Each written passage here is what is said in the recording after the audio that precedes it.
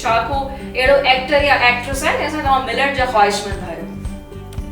मलाइका अरोड़ा सां छा रीजन आहे जो तव्हां सां मिलण चाहियो था?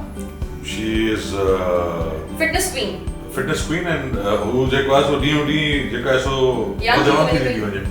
अच्छा वो तव्हांखे आहे त तव्हां उन्हनि सां अच्छा कॾहिं जेकॾहिं मौक़ो मिले डिनर करण जो कि एक्ट्रेस सां that would be Malaika Arora या कोई ॿियो बि पाकिस्तान मां केरु थी सघे पियो? सर ये भाभी भी ॾिसंदी हूंदी सोचे समझी जवाब ॾिजो you are comfortable with that? No, I'm comfortable. असां comfortable आहियूं ॾाढा easy going आहियूं। अच्छा जी Many actresses. अच्छा काफी एक्ट्रेसेस सां तव्हां डिनर करण पसंद कंदा? हिकिड़ी कंहिं सां मानी खाइण पसंद कोन कंदो आहियां हाणे वेस्टर्न स्क्रीन ते मगरबी मशरकी स्क्रीन्स ते डिफरेंट एक्टर्स एंड एक्ट्रेसेस आहिनि। काफी अदाकारनि सां सॼण जो मक़सद आहे त डिनर करण चाहिनि था कॾहिं मौक़ो मिलियो आहे तव्हांखे कोई?